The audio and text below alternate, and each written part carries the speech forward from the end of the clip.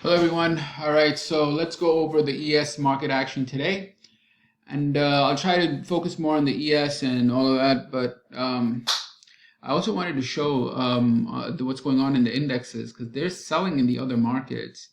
I don't know when this is going to. Well, there's also some selling here. Right here, for example, that right there is not a good sign. The way this market fell. This is the biggest in last 10 waves. So that is not a good thing. So the market better get a... I didn't check the volume on this, but maybe I'll do it later. Anyway, this is the selling pressure on the ES right here. The biggest wave in 10 waves is selling pressure that breaks this low with a thrust. This is a breakdown with fall through. All right, and the support level came into play, and then they reacted up right into that resistance area, and this is a retest that was unable to break out. So this is getting very interesting, but the other markets are the ones that are like giving it away. So I'll go over all of that, but right now let's just go over the ES action today. So the first couple of things I wanted to indicate is a market like the ES it's basically a support and resistance market. It's heavily, if you know the character of the ES, it has a tendency to do this, and then it'll come all the way back down to this level. It has that, it'll spring, and then it'll go up and test and go, then come back down, then come up, then come back down, then come up. So it does a lot of springs, and it's a lot of support and resistance type trading. And it has a tendency to come back all the way to the low and then go. The second thing is support and resistance in the ES. It's not just highs and lows, like pivot high, pivot low. This market, the ES, is very tradable with this volume profile.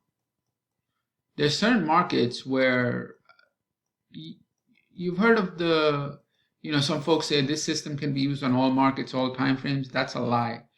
Not all markets are the same, behave the same. Some markets, they have deep tests that are very deep. Other markets have more trend. If you take a look at crude and the Russell, they behave differently than the ES. But the ES is very order flow friendly. Specifically, it's very volume profile friendly. I've seen this multiple times, taking multiple trades using volume profile approaches. So it's very volume. It's very, it works with volume. All right. So that's a thing I wanted to mention. And the other thing I wanted to mention was that support and resistance is highs and lows. Right, you have your high that was taken, then you have your low that was taken, right? So it does all of that, but so this was, let's say, resistance, this is support, and you have your resistance break, fake out, and your spring here. But the other thing is a volume profile also creates support and resistance. Again, volume profile also creates support and resistance. And I'm going to condense this in a very simple way by telling you that high volume equals support and resistance. Meaning, if you have break the volume here, because it's together like that, it's high, it has a tendency to function as resistance, and then this here has a tendency to function like a support level. Okay, so volume, high volume is support and resistance. So we can skip all of the all the stuff they talk about volume online, that it's like fuel, it's like gasoline. This is it's really simple. High volume equals support and resistance. All right. That's all it is. And the logic is very straightforward. If you have high volume It means you have buyers and sellers. Buyers and sellers. So if you have a high volume area, let's say a high volume block, right? And it goes up, the sellers are underwater. They have losses because price went up. So when it comes back here, they will cover. And they cover by buying, right? That creates the pressure to go up, all right? And of course, the new longs will enter. So existing shorts will cover because they're underwater because the market went up. They shorted, but the market went up, so they're underwater, they're losing money. Comes back, they cover. How do they cover? They buy because they're short, they have to buy, and they create buying pressure. The second thing is new longs will look at this area and say, oh, this price went up, I'm going to buy the pullback. So they'll buy the pullback. So existing shorts and new longs will then add to the pressure, which will create a bounce.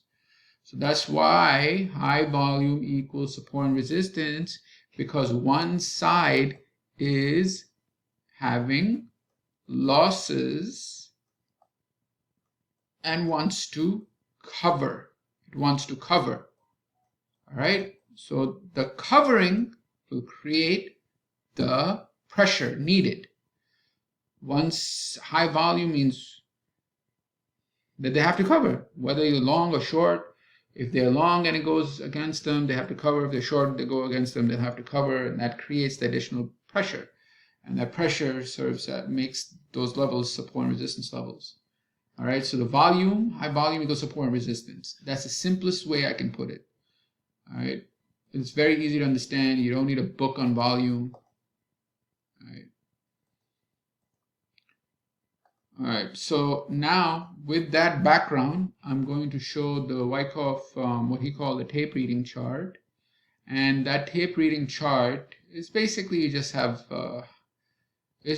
volume at different price. So this was what he used originally, is just volume at price.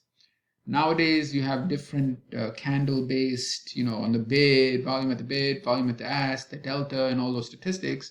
But it's much simpler than that.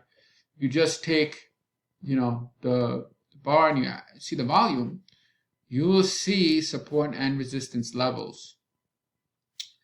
What I do is I want to highlight the price levels that have heavy volume, because I know that existing shorts will have to cover if price goes against them, and new longs will enter, creating buying pressure to other areas where existing longs will have to cover by selling, and new shorts will enter, and comes back to where the same thing happens again and again.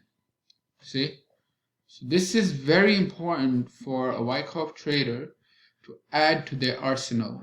You have, and at your arsenal as a Wyckoff style trader, I think the wave chart is great. If you know how to use the wave chart, that's great. And I know these guys online, they try to teach the wave chart. They have some knowledge of it, but it's more advanced than that.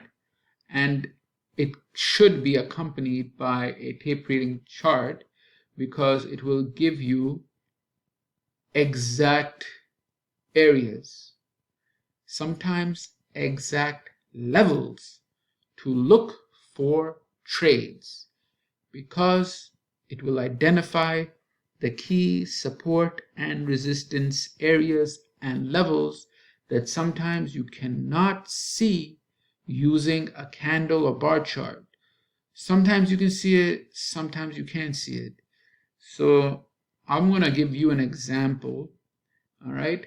And again, this is not on the, I don't think this, the Wyckoff folks don't really teach this, but it's in the Wyckoff, in his course. All right. I'll show you this example here. This market is going sideways. You have red, red, red, and it goes up. all of this is buying. All of this is buying. It's a drive low to go higher. So what we learned from this is price accumulated within this range. It accumulated within this range. Very important. Very, very, very important. What did it do after that? It broke out against this level, which is 4895, and it went up. When it went up, it found resistance here. How do you know it found resistance there? Is because after the high volume price went down. If this was smart money, it should have held. Because it didn't hold, it was resistance, aka distribution, here on this up bar. It was distribution. This up bar where it says 8 is actually 8 times 10,000. It's 80,000 contracts right there, and it's unable to go up, and instead it violently comes down, which is very visible on the what chart? On the bar chart. The wave chart, the bar chart. So now, where do I expect a support level to be found? I already know this distribution here, so this is resistance. Where do I expect support to be? The high volume below. Because this is the breakout volume, that heavy volume that just went crazy and took the market up. Where did the market pull back to? Exactly there. Look at this. It's like 4895. Where did the market come back to? Right that area. Now, I'm not saying just automatically buy. What I'm saying is mark that level, and then when price goes to the level, it will show you on lower time frames that buying activity is being initiated, offering a long trade. So this market goes up, goes down to this area right here. This is the area that then bang initiates, and these are hourly bars, so this is a good money to be made here. And it goes up, and it stops right here. Why is it stopping right there? It's stopping right there because of this guy, this one over here, 80,000 contracts, which we will then, the box right here, right there, a little bit higher, stops right, shit, man. It's like it's as exact as you can get. It goes there, and then you go to a lower time frame, and I'll show you.